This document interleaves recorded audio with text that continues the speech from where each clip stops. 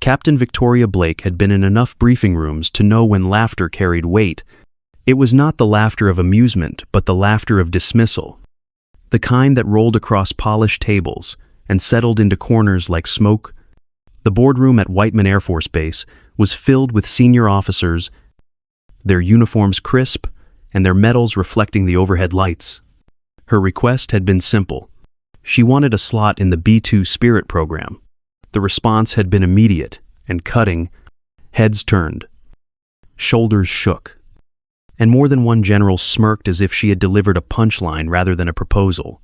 To them, a 29-year-old fighter pilot with only 3 years of operational flying could not possibly shoulder the responsibility of America's most advanced bomber.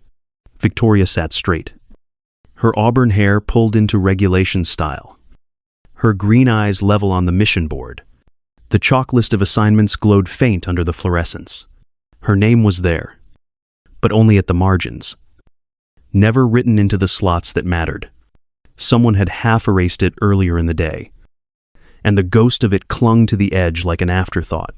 She noted it without outward reaction. In her world, silence often carried more strength than protest. General Marcus Crawford leaned forward, his hands flat against the table. His nickname, Iron Eagle, was more than vanity. At 54, with 3 decades of bomber command behind him, he had flown missions that defined eras. His voice, gravelly from years in pressurized cabins, cut through the lingering chuckles. He reminded the room that bomber pilots required endurance, maturity, and an understanding of crew coordination that only time could provide. He acknowledged Victoria's record, even admitted she had flown well in Syria, but he dismissed her request with the practiced authority of a man who believed experience was the only true currency. Victoria allowed his words to pass over her without change in expression. She thought briefly of her grandfather, Colonel Benjamin Blake, who had flown 127 missions in a B-52 during the Cold War. He had taught her that a bomber pilot did more than fly an aircraft. He carried the weight of strategy on his shoulders. Understanding that one decision could alter history, his lessons had been precise. He showed her how to read weather without instruments, how to trust celestial markers when electronics failed, how to calculate drift with nothing but pencil, paper, and patience. Those memories steadied her now. She had not come into the Air Force unprepared. Before flight school, she earned a degree in aerospace engineering, and during her first years in the cockpit, she built a reputation for treating every mission like a puzzle to be solved. In Syria, her call sign, Phantom, was earned because enemy positions never saw her coming. Her strikes were invisible until the damage was already done. She had flown 247 combat sorties in an F-16, each logged with precision, none ending in failure. Yet all that was invisible to men who believed hours in a bomber meant more than adaptability in combat. Crawford gestured toward Colonel Jake Anderson, the most senior B-2 pilot in the wing, praising his years of reliable service. The implication was clear. Anderson was safe. Anderson was predictable. Victoria, despite her perfect record, was not.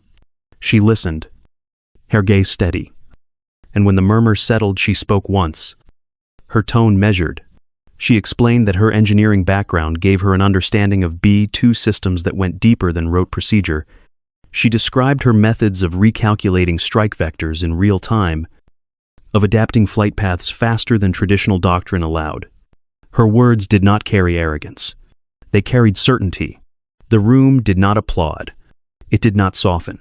The laughter that had begun when she first requested the assignment still echoed faintly in her memory. A reminder that innovation was often mistaken for recklessness. One general cleared his throat, muttered about youthful ambition, and shifted his papers. Crawford dismissed her again, saying experience outweighed clever theory. The board moved on. Decisions made in the same rhythm they always followed. Victoria rose when the meeting ended. She adjusted her jacket, collected her notebook, and left without breaking stride. Outside, the flight board remained unchanged. Her name still hovered at the margin, faint chalk pressed against wood. She paused only long enough to trace the line of the assignments with her eyes. Tradition had won the day. But tradition had not flown against the defenses that were rising overseas.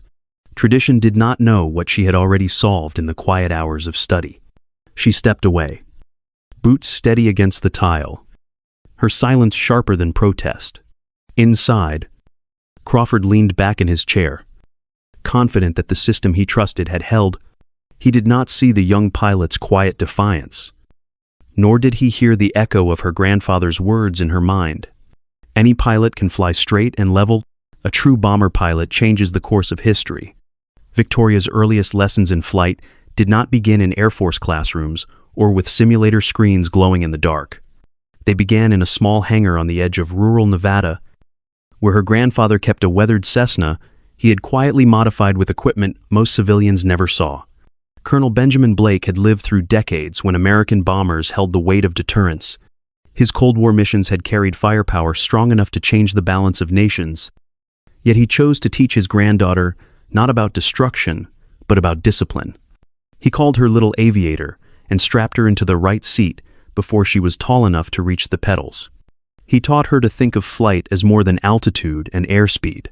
He said a bomber pilot must think in 3 dimensions and remember that each mission carries history with it, not just ordnance. Those long weekends became the foundation of her life. The Cessna's cockpit smelled of fuel and old leather, the instruments humming with faint static as he guided her through lessons that demanded patience rather than flair. When weather pushed most local flyers to stay grounded, he took her up, explaining how to trust her senses when visibility vanished. He showed her how stars could guide a course when electronics failed, pointing out constellations while she scribbled bearings into a notebook. His voice stayed steady, never raising, never rushing, only insisting she record every adjustment. That notebook grew thick with grease pencil marks, corrections layered over previous figures, arcs and windrift formulas traced until her hands carried the rhythm as naturally as breath. By the time she entered university, those lessons had become habits. She chose aerospace engineering not because it was expected, but because the machinery of flight fascinated her as deeply as the act of flying itself. Where other cadets memorized checklists, she preferred to dismantle systems on paper, sketching flowcharts of hydraulics and propulsion until she understood them from first principle. Her professors noticed her ability to move past procedure into comprehension, and she carried that same method into every stage of pilot training. Instructors were surprised when she solved navigation errors manually, faster than the computer correction lag. When they asked how, she thought of evenings with her grandfather at the kitchen table. Both of them bent over flight maps, pencil shavings on the wood, solving problems that no exam had assigned.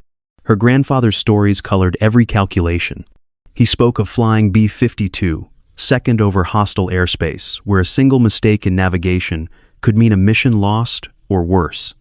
He described celestial fixes taken in storm-churned skies and formation holds that lasted over 20 hours. She listened as a child with wide eyes, then later as a young cadet who understood that these were not simply tales of the past, but instructions for the future. He stressed that a bomber's strength was not its size or weapons, but the mind of the pilot who guided it. Innovation mattered, but discipline made innovation effective. Victoria kept his words close. As her own career advanced, she still folded her flight maps the way he had taught her. Edges creased until they slipped neatly into a sleeve pocket. She still layered grease pencil overlays on acetate, not for nostalgia, but because they forced her to think rather than react. Each mark was deliberate, each correction logged with precision. In a squadron culture that prized speed and digital solutions, she stood apart by trusting both analog memory and engineering logic. It made her slower to be noticed, but impossible to dismiss. Once results came, every time she reviewed her notes before a sortie, she saw the motif of her life: repeated handwritten calculations refined and carried forward. The evidence of preparation built one line at a time. She did not need recognition for it. The satisfaction came from knowing the numbers would hold in the air as firmly as they did on paper. For her, mastery meant carrying legacy in each decision. Not as nostalgia, but as principle. A bomber pilot. Her grandfather had said, carries history with every mission. Victoria had taken that truth into her bones. It was not about memorizing procedure. It was about becoming the kind of pilot who understood the why, not just the how, and was ready to prove it when the moment arrived. The operations center at Whiteman was filled with the low hum of machines and the restless shuffle of boots on tile. Screens cast a pale glow across the room, each one alive with maps, target grids, and bands of overlapping red arcs that marked enemy defenses. Intelligence officers spoke in clipped voices, trading figures as if speed could soften the reality forming on the displays. The threat was unmistakable. 12 fortified enemy bases had been constructed across a strategic corridor, each one designed to overlap the other's defenses. Together, they formed a chain strong enough to block shipping lanes, threaten civilian populations, and choke military operations. No traditional strike package could reach them without unacceptable losses. General Marcus Crawford stood at the head of the table, his hands gripping the edge with steady authority. His face bore the confidence of a man who had commanded bombers across continents. He declared that Colonel Jake Anderson, the most experienced B-2 pilot in the wing, would lead the mission. Anderson, seated near the front, nodded once, his expression calm. He had flown long-range missions before. He was steady, predictable, safe. Crawford valued that. Victoria Blake sat 3 seats down, her notebook folded neatly on the table, a pencil balanced across the cover. She had been invited to observe as part of the tactical planning team, not to lead discussion. She listened as projections rolled across the wall, each one showing the planned route to most eyes. It looked sound. To hers, it was a path into catastrophe. When the general paused, she spoke. Her tone quiet but unshaken. She pointed to the second phase of the route, where the corridors of radar overlap thickened into near-solid coverage. Her hand rested on the page of her notebook as she explained that Anderson's proposed entry would trigger detection before a single weapon could be released. She turned the notebook toward the table, revealing a pencil sketch she had made the night before. The sketch showed a narrow penetration corridor traced between mountains, a path that required precision navigation but offered the only chance to stay unseen. Crawford's jaw tightened. He reminded her that experience, not theories, won wars. He called her analysis clever but untested. Laughter flickered from one of the officers along the wall, the kind meant to reinforce the hierarchy of the room. Victoria did not react. She only tapped her pencil once against the margin, then wrote 4 words beneath her sketch. 12 down. One chance. The discussion pressed on. Colonel Anderson presented his plan with calm authority, citing doctrine and procedure. The senior staff nodded, relieved to hear the familiar language of tradition. Yet Victoria's words hung in the air. The red arcs on the screen did not bend to habit. They closed over Anderson's route like jaws. An intelligence officer broke the rhythm, his voice sharp. Enemy preparations were accelerating. New anti-air systems were being mobilized. The window for penetration was narrowing by the hour. The murmurs that followed carried unease. For the first time, silence cut through Crawford's certainty. His eyes returned to the sketch in Victoria's notebook. The line she had drawn looked impossibly narrow, but it was the only corridor left uncovered. Victoria folded the page closed and met his stare. She did not argue further. Her silence spoke more than defiance. She knew the risks, knew her lack of bomber hours was ammunition for doubt. But the math did not lie. Innovation, not tradition, was the path forward. The room shifted with unease. Crawford weighed his options, his authority colliding with the urgency of reality. Trust the safe choice and face almost certain failure, or place history's heaviest mission in the hands of the pilot he had dismissed hours earlier. The tension thickened, pressing against the walls like static. At last he spoke, his voice low, stripped of its earlier certainty. If she failed, 12 enemy bases would remain intact and the region would collapse. If she succeeded, she would achieve the most complex bombing mission in Air Force history. Victoria nodded once. She opened her notebook again, underlined the words she had written, and closed it with calm hands. She was ready. The hangar lights dimmed as the crew chief walked beside her, his clipboard tucked under one arm, his hesitation visible in the pause before every signature. The B-2 Spirit of Washington loomed at the far end of the strip, its skin catching what little light seeped from the overhead lamps. Victoria Blake walked toward it with her helmet in one hand and her folded checklist in the other. She moved without wasted steps, her pace measured, her breathing steady. She ran her eyes across the fuselage. The edges curved and smooth, as if it had been carved from shadow itself. The crew chief finally nodded, muttered that systems were green, and handed her the final clearance.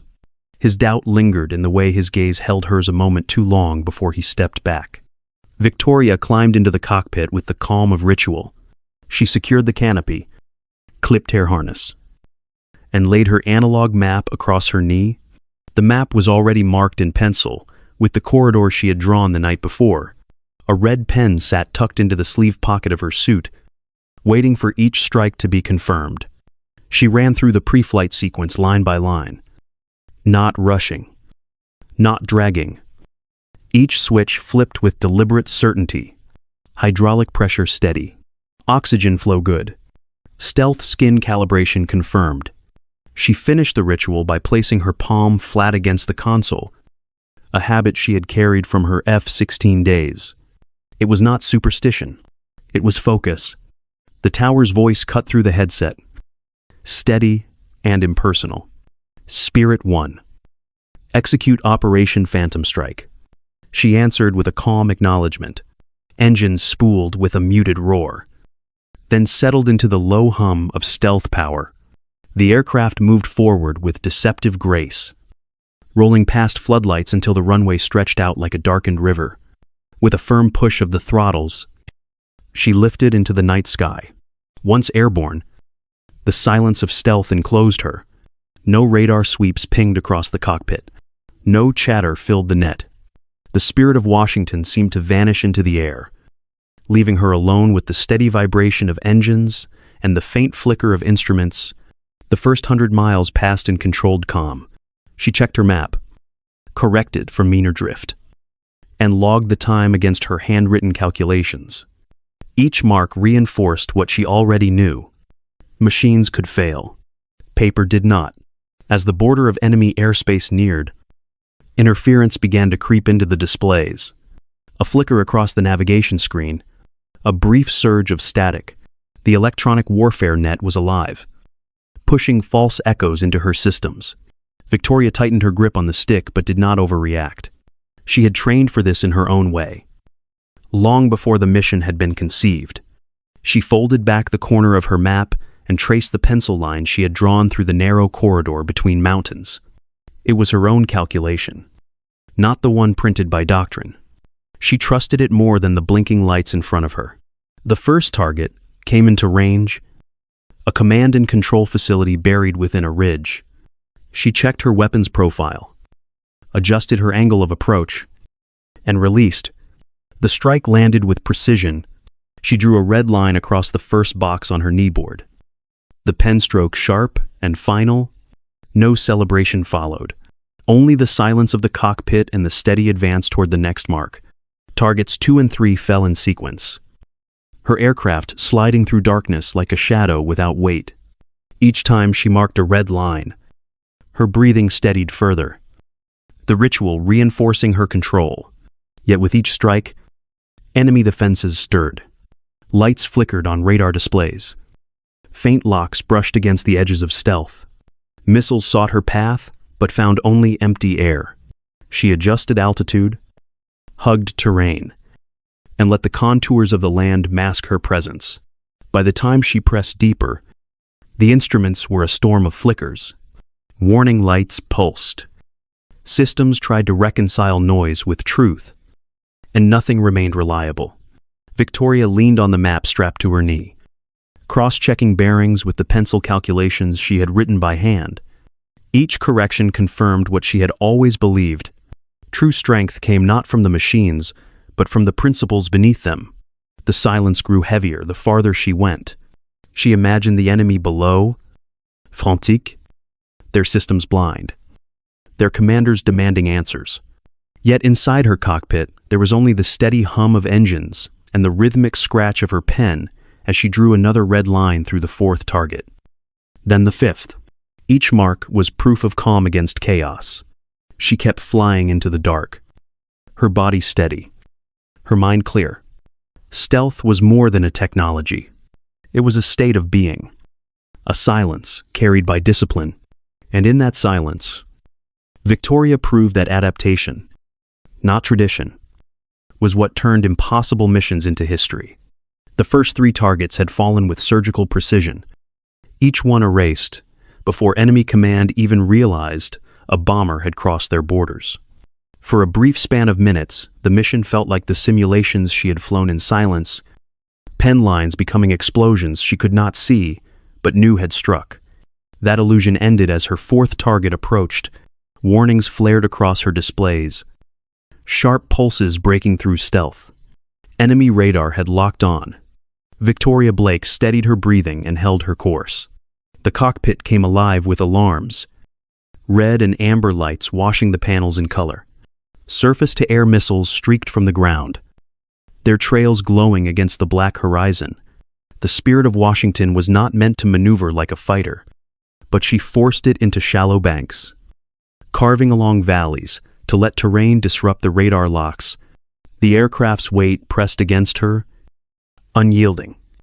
But she leaned into instinct, drawn from years inside an F-16, where doctrine taught patience.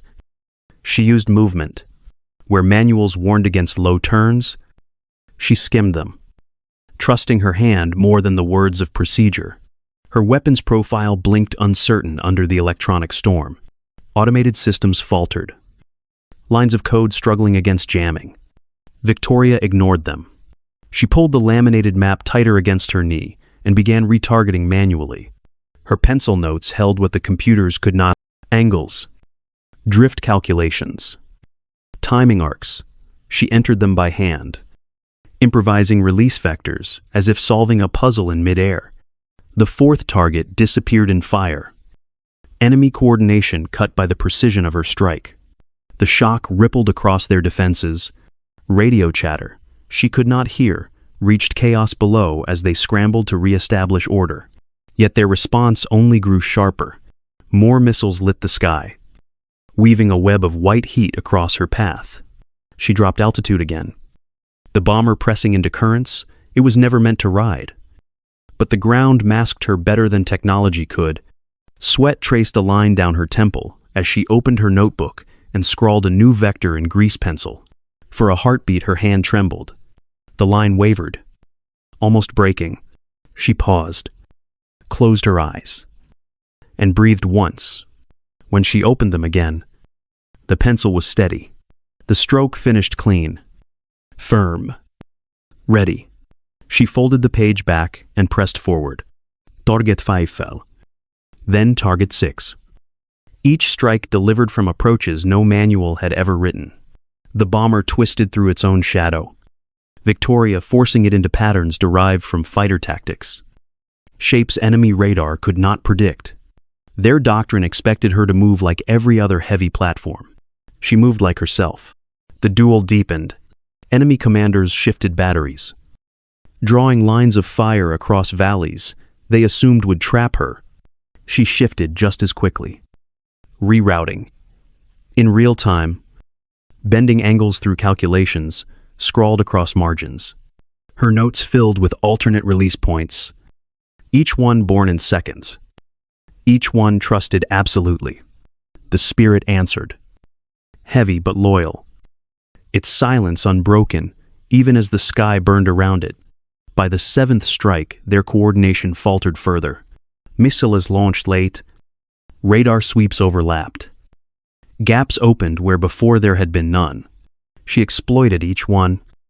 Her calm composure shaping chaos into order. Target 8 collapsed under her final adjustment, its defenses broken by precision they could not anticipate. The cockpit quieted for a moment, alarms dimming as she cleared the last launch zone. Her notebook lay open against her knee, margins dark with grease pencil, the tremor of her hand visible only in the first wavering line. Every mark after was straight. Every calculation held. She pressed the red pen through another square on her kneeboard and exhaled. Innovation had beaten doctrine tonight, but not through impulse. It had held because she never let pressure dictate her choices. Composure was the true weapon, and with it, she had turned their strongest defenses into vulnerabilities. The airspace ahead was alive with threats. The first 8 targets were gone, but 4 remained, and they were the most heavily defended. Victoria Blake studied the kneeboard strapped to her leg. The last 4 squares were circled in red, each one a fortress meant to withstand the heaviest bombardment. Her fuel gauge dropped lower with every mile. Stealth profile, frayed by repeated exposure. The spirit of Washington trembled under the strain of maneuvers. It had not been designed to endure. Enemy radars pulsed furiously, throwing nets across the sky. Searchlights tracked empty air. Missiles fired at shadows. Yet she felt their focus tightening on her like a noose. Every system screamed warning tones. Heat level surged. Stealth coatings flickered under the electronic storm, and the controls fought her hands. She dropped the bomber lower, skimming terrain where doctrine forbade her to fly. Valleys swallowed her outline. Ridges broke radar lines. And for moments at a time, she disappeared into Earth's shadow. Target 9 rose ahead, shielded by overlapping missile batteries. She knew the standard entry vectors by memory. She also knew they would fail. She pulled the B-2 into a shallow dive. Nose pitched against a wall of alarms. The engines groaned, metal skin vibrating. But she held steady and released on instinct sharpened by years in fighters. The detonation flared behind her. She whispered to herself, "One mission can change history." Her voice steadied her as much as the strike shook the ground. The 10th target forced her lower still. Missiles cut contrails across the night, their paths weaving crisscross patterns that left almost no opening. She created one, feeding false radar echoes from her onboard system. She painted a shadow image above her real flight path. Enemy locks chased the Phantom, missiles climbing high while she drove the bomber into the trough of a canyon. Warning lights screamed as the wings strained under turbulence. But the approach worked. She marked the target in red, lined up her release, and destroyed the installation with a precision blast that silenced half their command net. Fuel dropped again, edging toward the limit of safety. Alarms warned of system fatigue. The 11th target was the most heavily shielded of all, ringed by electronic barriers and gunners who had finally learned to anticipate stealth maneuvers. Victoria pressed the bomber harder, forcing a climb and roll that strained its frame like a fighter. The cockpit shook. Sweat stung her eyes.